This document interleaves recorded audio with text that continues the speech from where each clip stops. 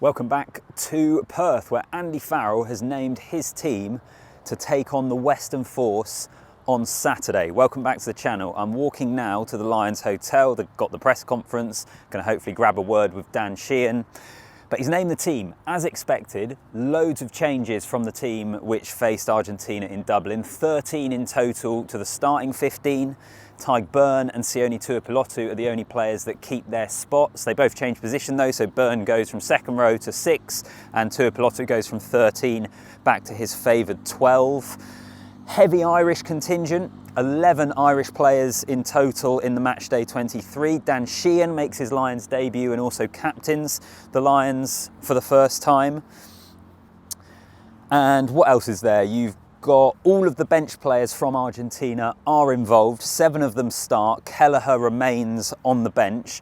So a shuffled pack. The big injury news is no Jamison Gibson-Park or Hugo Keenan.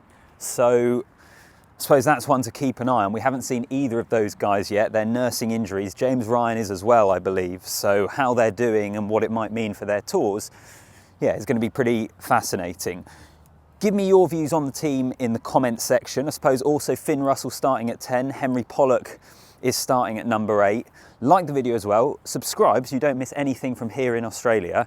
I'm going to go to the hotel. I'll give you my views on the squad the other side of that. Nice one. All right, as the sun sets in Perth, my quickfire thoughts on Andy Farrell's team to take on the Western Force. There were always going to be changes. We expected that. You have to get minutes into the guys. In terms of Gibson-Park, Hugo Keenan, James Ryan, they are all looking okay to be involved against the Reds midweek. So that's good news. I'm sure we'll probably see them play there. So you're always going to see rotation. I think it's a brilliant moment for Sheehan. He was saying he texted family earlier in the week, so he didn't want to call them because he thought they'd get too excited. They're not actually out here yet, so I wonder whether they're desperately been looking to book flights. Maybe not if they knew a couple of days ago. But a brilliant moment for him. We saw him captain Ireland during the Six Nations. I spoke to him, he's a pretty relaxed guy. I asked him what his leadership style was and he was kind of like, don't really have a philosophy, and that maybe tells you a fair bit of what you need to know. He's pretty laid back. He'll rely on a lot of the other leaders in that group, but I think a great moment for him. I do wonder with the 11 Irish players in the matchday 23, which I've got absolutely no problem with, by the way. They've been, for the most part, the best team over the last few years, haven't they? So they've got the bulk of this squad.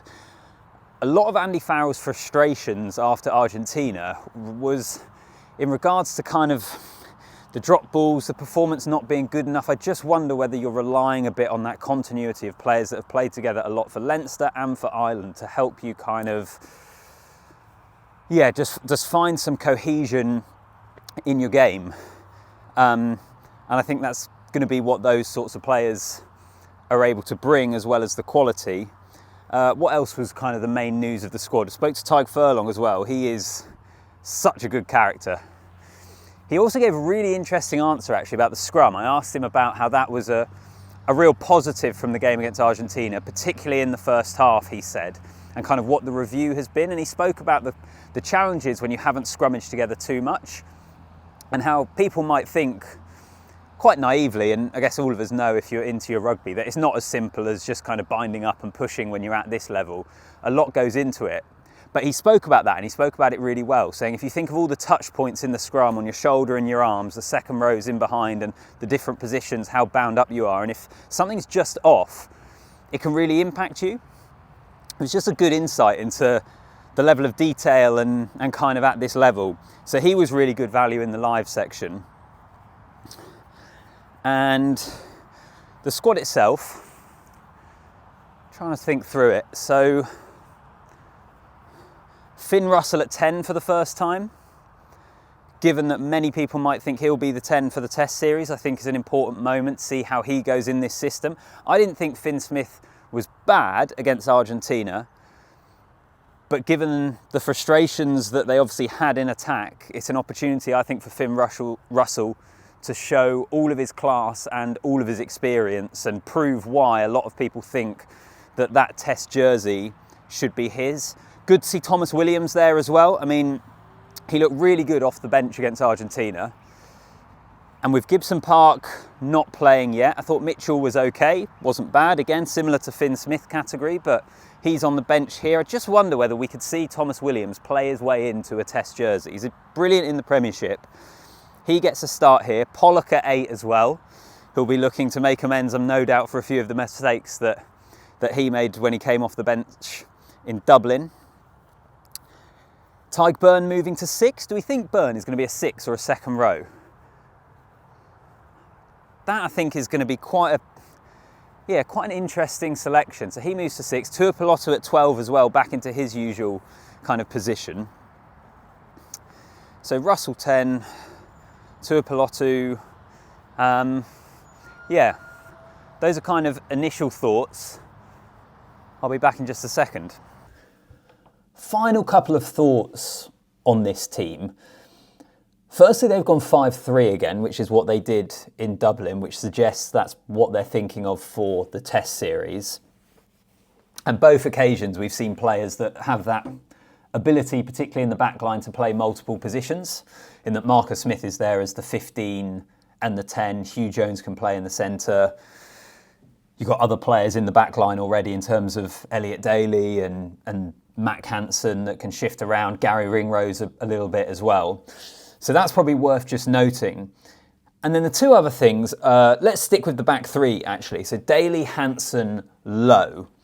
The Irish pair on the wing, I felt like Tommy Freeman had a really good game against Argentina, but I just felt more generally like the back three didn't work too well, in particular in the aerial battle. So I wonder whether Daly and Hansen and them coming in, they hope to have more success in that area of the game, and something that I'm definitely going to be keeping a really big eye on. And then it's actually the second rows. If I look at Scott Cummings and Joe McCarthy, comparing that with Mauro Itoje and Tyke Byrne, and Itoje obviously, I presume, is going to be starting the Test series, but that's a much bigger bodied second row partnership, isn't it, with Joe McCarthy and Cummings?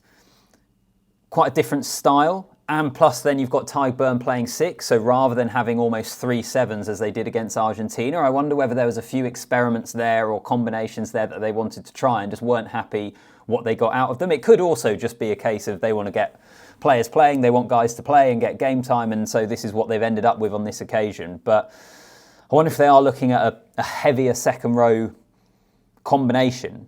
And actually, if you look throughout that team, so you've got Scott Cummings, Joe McCarthy, Tyke Byrne in the starting team, plus then you've got Ollie Chesham to come off the bench. He could also play as a 6 potentially as well. I wonder whether we could see Chesham partner Itoje maybe, and could have Tyke Byrne as your 6. That there's a bit more heft in that team than perhaps there was against the Argentinians. What do you think?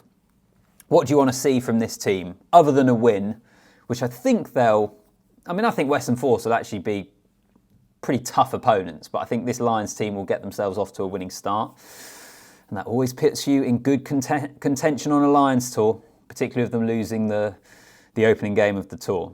Give me your thoughts in the comment section. This has been my kind of quick summary, original thoughts of the team selection. You give me yours, like the video as well, subscribe to the channel.